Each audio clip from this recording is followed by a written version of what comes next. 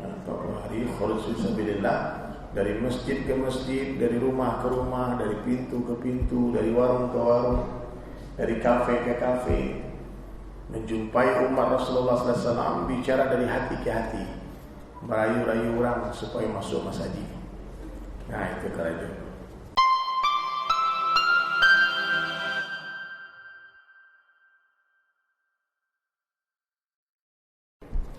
Assalamualaikum warahmatullahi wabarakatuh.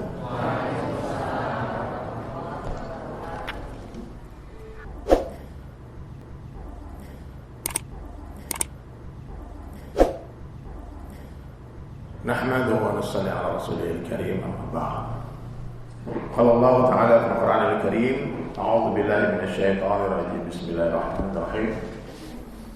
Alladzi khalaqal mauta wal hayata liyabluwakum ayyukum ahsanu amala. Wa qala Nabi sallallahu alaihi wasallam, man ahya sunnati faqad ahabbani wa man ahabbani kana ma'i fil jannah. Atau kama qala Rasulullah sallallahu alaihi wasallam. Baik hadirin sekalian, alhamdulillah tadi sudah kita tonton video ya. Semoga Allah beri kita kefahaman dan semangat untuk membantu setiap kebaikan yang kita lihat dan kita dengar. Ya. Saya alhamdulillah sekerombongan Bu dari Jakarta. Kami bawa mobil sendiri. Ya, tidak diundang. Nah, datang dari Riau ini sebetulnya dalam perjalanan pulang kami menuju Jakarta. Kami sudah berjalan kurang lebih 45 hari. Ya, 45 hari. 40 harinya di Sumatera Barat. Nah, 40 hari khuruj fisabilillah, dari masjid ke masjid, dari rumah ke rumah, dari pintu ke pintu, dari warung ke warung, dari kafe ke kafe, menjumpai umat Rasulullah SAW, bicara dari hati ke hati, merayu-rayu orang supaya masuk masjid. Nah, itu kerajaan. Nah, jadi Bapak Ibu sekalian, alhamdulillah sekarang Allah takdirkan kita berjumpa di masjid. Apa nama masjidnya? Nurul Jamaah. Subhanallah, cahaya jemaah. Ya, mudah-mudahan perjumpaan kita ini menjadi asbab hidayah. Amin. Ya, apa-apa ibu-ibu, adik-adik semua menjadi orang yang lebih baik lagi setelah hari ini. Amin. Bertambah iman, bertambah amal. Jadi hadirin sekalian, kehidupan di dunia ini tidak lama. Ya. Kehidupan di dunia ini sementara saja. Siapa saja yang ada di dunia, apa saja yang berada di dunia ini sementara saja. Betul.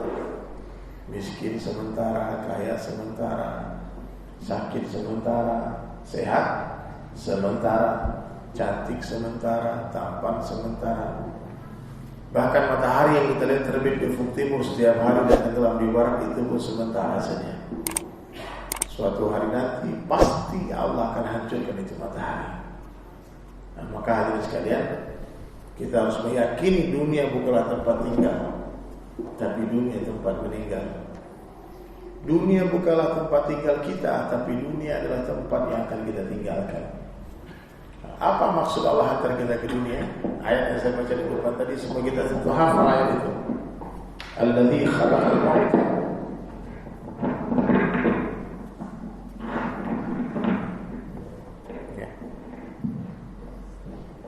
Alladzi khalaqal mauta wal hayata liyabluwakum ayyukum ahsanu amala. Sengaja kata Allah, aku menciptakan kematian dan kehidupan. Untuk apa? Untuk menguji manusia. Siapa di antara kita yang paling ahsan amalnya, yang paling baik amalnya. Jadi seluruh suasana keadaan Allah hantar ke dunia ini adalah ujian. Hari ini kita salah paham, kita pikir ujian itu kalau sakit saja. Kalau ada orang sakit, kasihan kita, lagi diuji sama Allah. Kita lupa bahwasanya kesehatan juga ujian.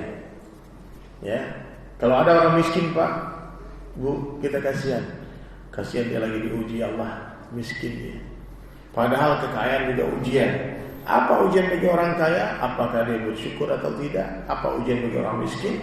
Apakah dia bersabar atau tidak? Jadi Bapak Ibu sekalian, kaya miskin ini sama aja sebetulnya. Sama. Bahkan hadirin sekalian, Nabi berjanji kepada orang miskin yang bersabar akan dimasukkan 500 tahun lebih awal ke dalam surga daripada orang kaya yang bersyukur. Lah, kok bisa, Pak? Karena harta yang halal, kata Sayyidina Ali, akan dihisap oleh Allah, yang haram akan diazab. Jadi memang lama, Bu, Pak, orang-orang yang banyak harta, orang yang kaya raya di dunia ini memang agak terlambat masuk surga. Karena Allah akan pertanyakan, dari mana hartamu kamu dapatkan, kemana kamu belanjakan. Ini nggak main-main, Pak. Makanya Rasulullah SAW dan para sahabat, tak ada satu orang pun yang minta kaya. Ya. Bapak Ibu kalau mau baca kisah Nabi di Sirah Nabawiyah ataupun di Hayatus Sahabat, seluruh sahabat menolak dunia dengan kedua tangannya. Ya. Rasulullah SAW mengajarkan sebuah doa yang mungkin kita tak mampu mengaminkan. Doa apa? Doa minta miskin. Ya Allah, hidupkan kami dalam keadaan miskin. Apa kata sahabat? Amin. Kalau ada orang berdoa kayak gitu, berani gak mengaminkan, Pak? Udah amin ya Allah, Bapak. Oh, aneh doa yang besar. Matikan kami dalam keadaan miskin, kata Nabi, dan bangkitkan bersama orang-orang miskin. Meskipun keinginan hati mereka menjadi orang miskin, ternyata dulu sahabat yang kaya raya banyak. Ya, seperti hari ini semua kita pengen kaya, tahu-tahu yang banyak yang miskin. Ya. Nah, maka hadirin sekalian, yakinlah apapun keadaan yang Allah hantar ke dunia, kalau kita memahami keadaan itu adalah ujian dari Allah, ada perintah Allah di sana, maka pasti kita bahagia. Jadi Bapak Ibu pahami, kebahagiaan bukan dalam pemberian Allah. Kebahagiaan bukan dalam pemberian Allah. Karena kadang Allah beri, kadang tidak. Kadang Allah beri sedikit, kadang Allah beri banyak. Kebahagiaan seluruh manusia Allah letakkan di dalam perintah-perintah Allah. Ya. Ketika Allah beri banyak, apa perintah Allah kepada orang kaya? Ketika Allah beri sedikit, apa perintah Allah kepada orang miskin? Sehingga kalau orang kaya, hadirin mulia, mentaati perintah Allah, dia pasti bahagia. Orang miskin apabila taat kepada perintah Allah, dia pasti bahagia. Nah, jadi kebahagiaan ini, hadirin mulia, milik Allah. Rasa ini milik Allah. Rasa milik siapa? Allah. Allah mampu merubah-rubah rasa. Ya. Surga rasa neraka bisa Allah buat.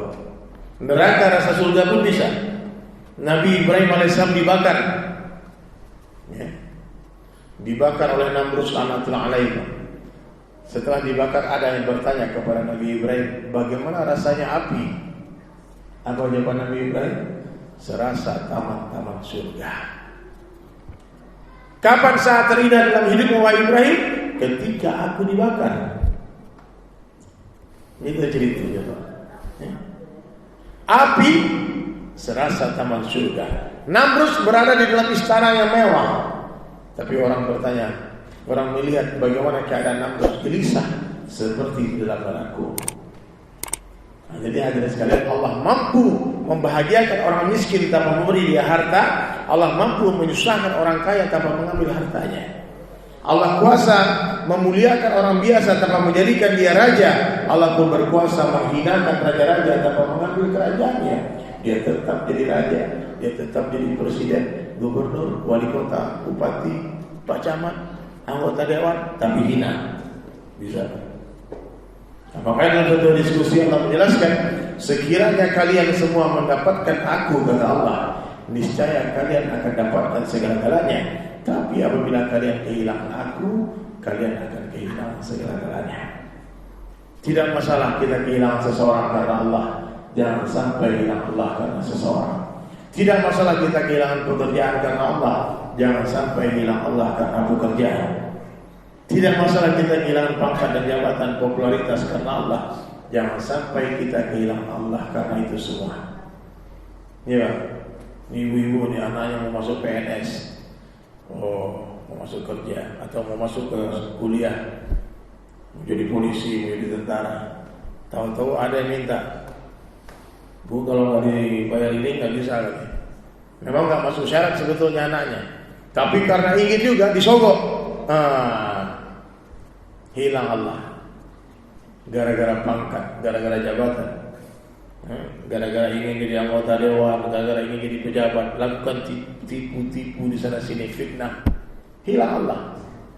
Gak usah jadi apa-apa di dunia ini.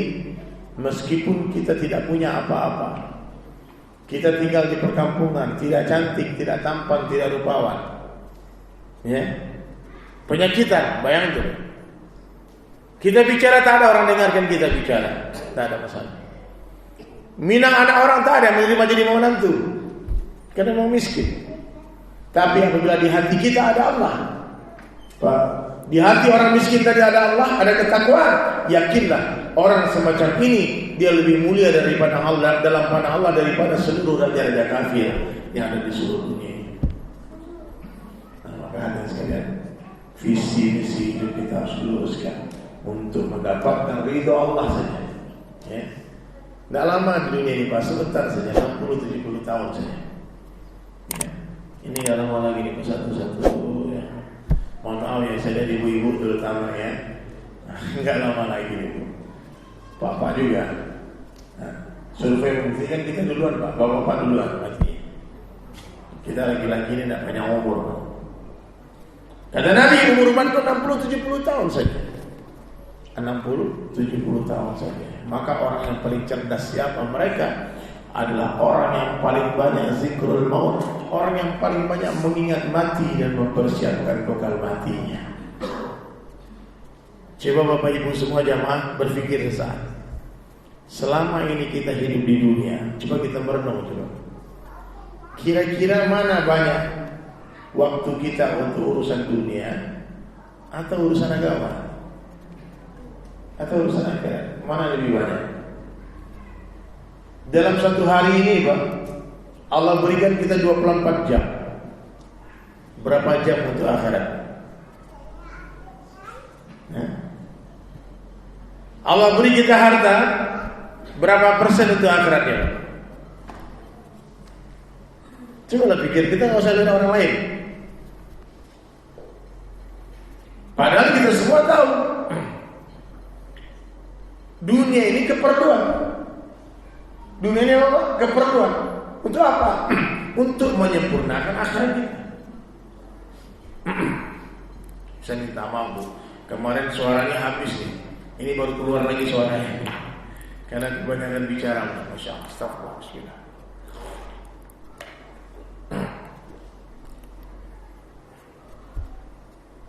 Kita tidak menafikan kita perlu toilet. Bapak perlu WC nggak? Di rumah ada WC nggak Pak? WC di rumah itu mestinya kecil aja. Ini keperluan, bukan maksud. Kita mau bangun rumah, ada ruang tamunya, ada kamar tidurnya, ada ruang makannya. Itu yang besar. Itu maksud akhirat. WC itu dunia, keperluan. Mestinya Pak, rumah itu 10% WC-nya, 90% rumahnya. Kini udah kebalik-balik Pak. 90% keperluannya. Gak ada WC pada rumah. Nah, ini kejadian hari ini Pak, keadaan kita hari ini. Ya. Saya sering mengajak jamaah Pak, mari Pak kita tingkatkan pengorbanan kita dari yang fardu 2,5%, zakat itu wajibnya orang 2,5%. Ayo tingkatkan sekarang. Di luar zakat tingkatkan jadi 10%. Kalau Bapak punya uang 1 juta sekarang, wakafkan, infakkan 100.000. Ya. Kalau kita punya waktu 24 jam, infakkan waktu kita, korbankan waktu kita 2,5 jam untuk agama, untuk masjid. 2,5 jam setiap hari. Berapa persen berarti Pak untuk akhiratnya? 10%. Sisanya uruslah anak istri, uruslah toko, uruslah sawah ladang. Tapi ini pun Pak, yang 10% ini kata umat akhir zaman, kata orang-orang yang hidup zaman sekarang, dibilang berlebih-lebihan. Kalau saja sahabat-sahabat radhiyallahu anhu hidup di zaman sekarang, hidup sahabat ini Pak, lalu dia lihat kita, mungkin mereka pikir kita bukan orang Islam. Iya, Maka mulai hari ini hadirin sekalian, saya mengajak bapak-bapak, ibu-ibu, mari kita berpikir. Jangan sampai terlambat. Ya. Ketika nafas sudah di tenggorokan, baru sadar. Baru sadar ternyata dunia tak ada harganya. Dunia tak ada nilainya. Ya. Pak, bisa dihidupin kipas ya? Saya kenapa panas? Kemarin memang mati ya? Oh, ada AC ya? Alhamdulillah. Kayaknya saya yang badannya kepanasan. Jadi hadisnya saya mau ingatkan, dunia keperluan, makan, minum, pakaian, kendaraan, perumahan, pernikahan itu apa? Keperluan. Seperlunya saja. Semakin sederhana ke dunia kita, maka semakin sederhana masalah kita. Ya. Sederhanakan keperluan. Makan, minum sederhana, kendaraan sederhana.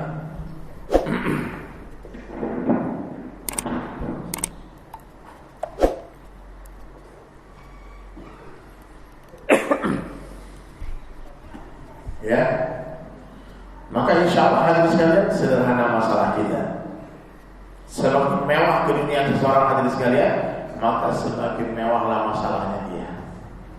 Bapak pikirnya, coba dibikin orang-orang kaya dengan orang miskin, mana kira-kira yang lebih banyak masalahnya? Banyak masalah orang kaya.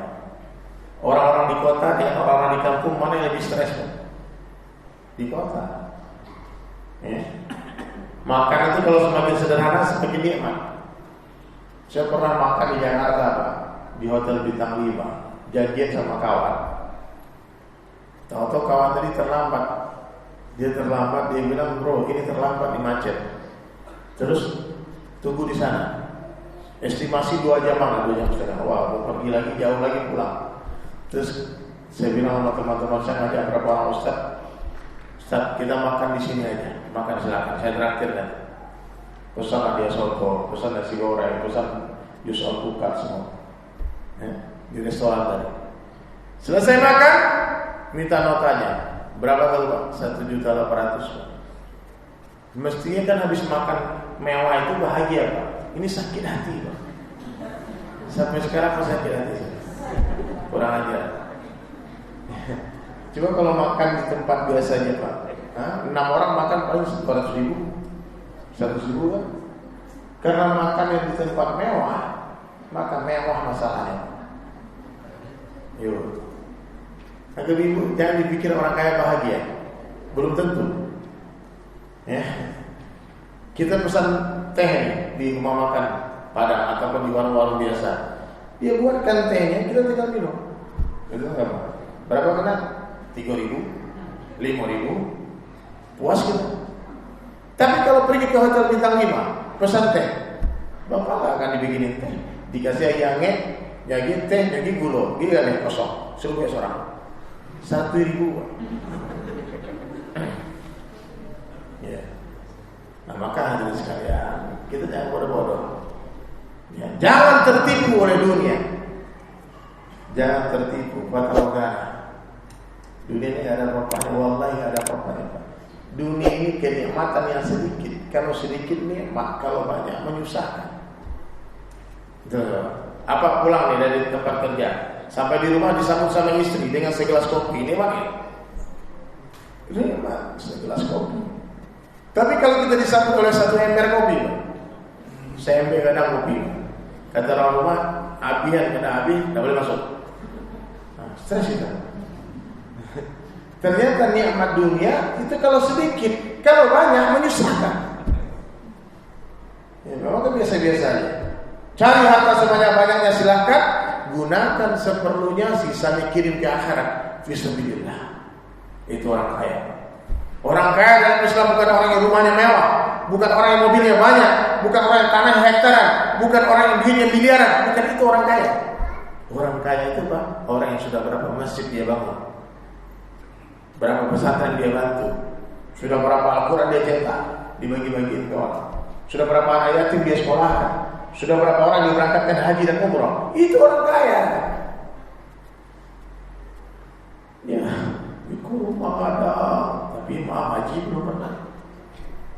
Orang masjid minta sumbangan bukan dibantu, diceramain. Kita minta aja. Ya. Nah, maka hadirin mulia, ganti, lepas kacamata dunia, ganti dengan kacamata akhirat. Ya.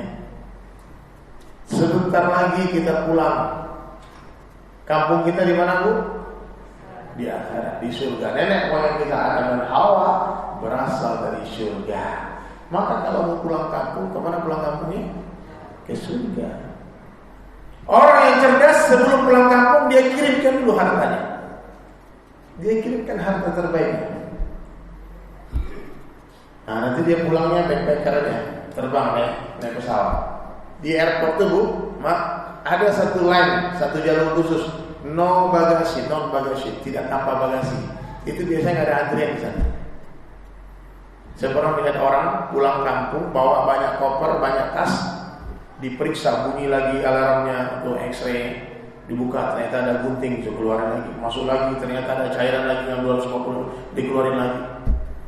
Akhirnya Pak, sana banyaknya bongkar-bongkar pemeriksaan, ketinggalan pesawat, susah di perjalanan. Ya, maka sebelum pulang kampung coba dilihat mana yang mau dikirim silakan. Ya, sekarang datang tawaran dari teman-teman komunitas Riau Mengaji. Ya, saya dari pertama mereka bergerak, saya sudah ikut mensupport. Karena menurut saya kegiatan sangat bagus. Dakwah Al-Quran, berbagi Al-Quran ke kampung-kampung pedalaman atau ke siapa saja yang memerlukan, silakan. Dan ini gak main-main.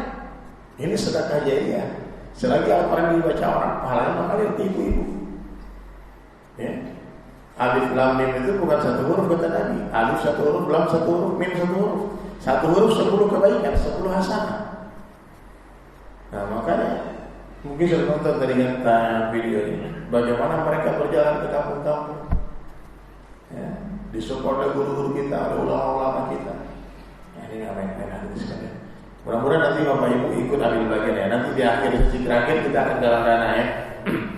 Mudah-mudahan dari masjid ini terkumpul minimal 1.000 lah, 1.000 Quran ya, atau 10.000. Nggak tahu, kita mungkin ada bapak-bapak yang punya tabungan banyak. Udah saya cetak 1.000, saya cetak 500, silakan. Ya, atau saya tambah satu aja, cetak satu aja. Bagi orang-orang punya banyak duit, Pak, 100 juta itu kecil. Kenapa kecil 100 juta? Duitnya 1 M. Nah 10% ya, 100 juta buat Quran, silakan. Tapi bagi orang yang nggak punya duit, dia korban 1 Quran, itu besar Pak, duitnya nggak ada. Dia cuma duit 200.000 cuma, 100.000 dia wakafkan, berarti dia menginfakkan berapa? 50% dari hartanya.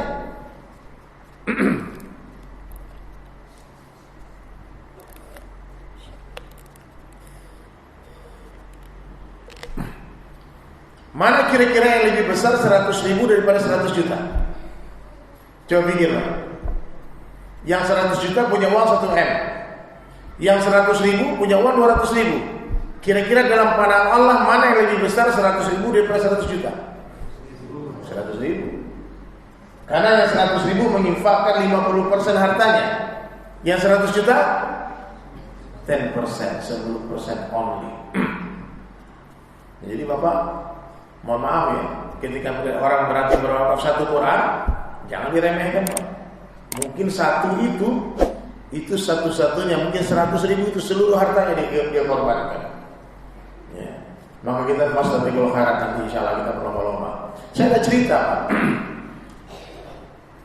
Tadi pagi saya juga cerita kisah ini. Cerita kisah ini waktu saya pergi berdakwah ke Korea. Saya berjumpa dengan satu orang TKI kita di sana, saudara kita. Saya tanya, Bang, kerja di mana Bang? Di pabrik ini. Oh bagus. Terus berapa gajinya sebulan kalau boleh tahu? Dia bilang 50 juta Bang. Wah, besar kali gajimu. Dia bilang kalau di sini 50 juta sebulan itu biasa, standar. Tukang sapu jalan itu 20 juta kalau dirupiahkan gajinya.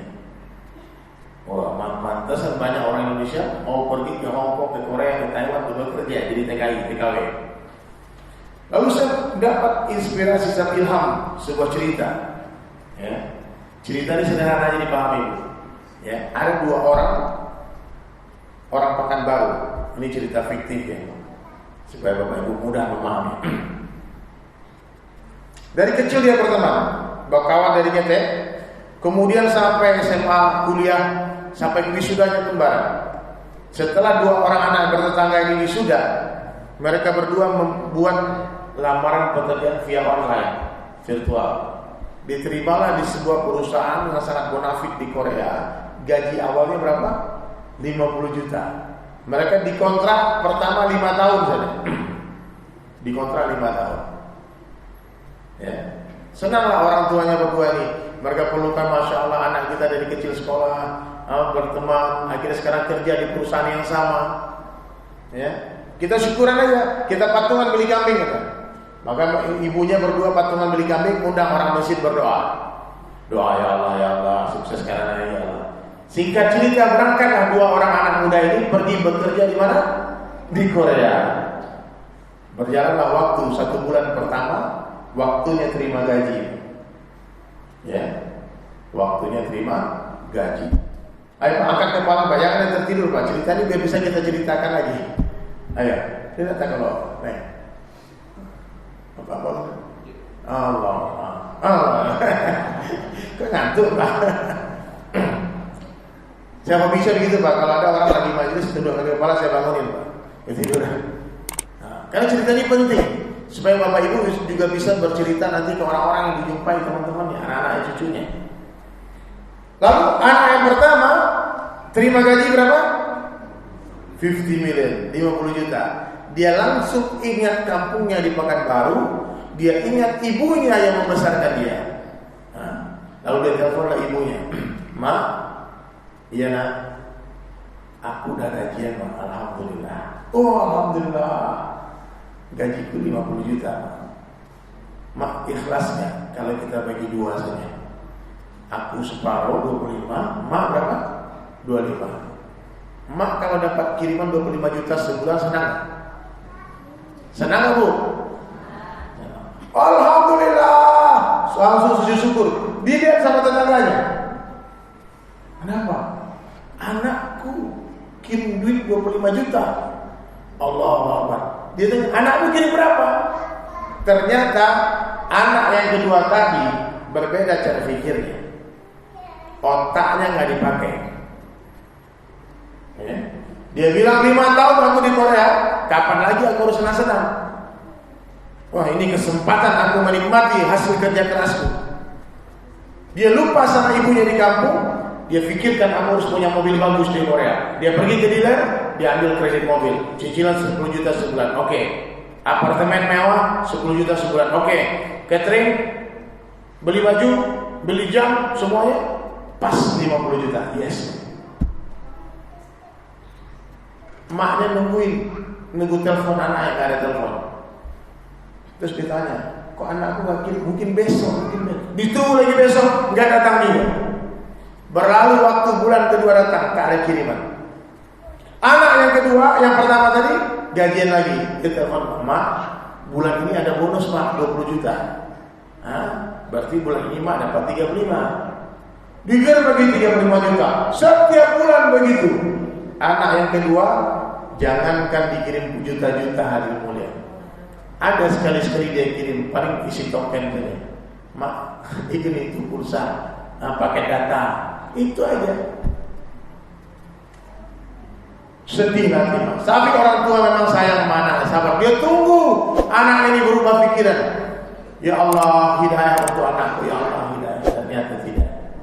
4 tahun berlalu waktu. Anak yang pertama tadi berkirim kadang 25 juta, kadang 35 juta, minimal 25 juta, kadang 100 juta, kadang 200 juta sebulan. Tergantung dapat proyeknya, gajinya, bonusnya. Akhir 4 tahun berjalan, anak yang rajin berkirim ke kampung halamannya dapat surat dari ibunya. Tebal surat. Dia buka surat itu, mengalir air matanya. Anaknya langsung puji-puji dia, anakku sayang, amat rindu kepadamu nak. Engkau anak yang membangga-banggakan, anak solehnya, Masya Allah. Perlu kamu ketahui satu perkara. Apa? Uang yang kau kirim setiap bulan, tak 1 rupiah pun mak makan. Itu uangmu nak. Itu uang jerih payahmu. Mak kumpulkan untuk bekal kamu pulang kampung nanti nak. mengalir air matanya. Ternyata uang yang dia kirim setiap bulan tidak hilang, malah bernilai berlipat-lipat ganda. Karena emaknya sudah bangunkan rumah. Halaman kedua dilihat, nah ini foto rumah Muna. Nanti kau pulang di Pekanbaru, kau tinggal di sini dah. Ada kolam renang di belakangnya, ada mobil Fortuner di depannya. Ini mobil Muna. Nah, ada motor dua kan, motor NMAX satu kan, Vario satu. Nah, ini motor Muna. Halaman ketiga ada kebun. Nah, ini kebun Muna. Mak belikan berapa peta, berapa hektar kebun. Ini buat kamu. Kau nanti bisa berkebun. Halaman terakhir ada satu foto wanita soleh cantik pakai hijab syar'i. Ini calon istri Muna. Kau berangkat ke Korea dia kelas 3 sanawiyah. Tahun ini dia tamat aliyah. Tahun depan kau pulang, ayahnya sudah setuju kau akan menikah dengan dia. Apa yang terjadi hadirin mulia? 4 tahun di Korea, dia langsung telepon bosnya. Dia katakan, bos, bisa gak kontraknya dimajukan saja? Tidak jadi 5 tahun. Saya mau pulang kampung sekarang juga. Kata bosnya, tidak bisa. Kontrak 5 tahun, tidak bisa maju, tidak bisa mundur. Akhirnya 1 tahun terakhir di Korea, dia jalankan dengan penuh rasa rindu ingin pulang kampung. Dia tunggu kapan waktu kepulangan itu datang. Maka hari ini kita lihat banyak orang-orang yang menunggu kedatangan malaikat maut. Dia menunggu kedatangan Israel datang. Kapan datang hari itu? Aku rindu berjumpa hartaku. Aku rindu berjumpa dengan kekasihku Allah Subhanahu wa taala. Telah nampak bidadari-bidadari bermata jeli di surga. Nampak istana yang indah di surga. Sehingga orang beriman, dia rindu dengan kematian. Dia rindu, dia mencintai mati melebihi orang kafir yang mencintai dunia. Anak yang kedua dapat surat dari maknya. Apa bunyi suratnya? Tak banyak. Pakai spidol merah besar. Hei maling kundang, anak durako, pulang kau tahun depan tak injak lehermu, kurang ajar, tak cakar bukan namanya. Dari itu aku buat susu kau minum. Anak tak tahu dihukum, oh caci maki pak.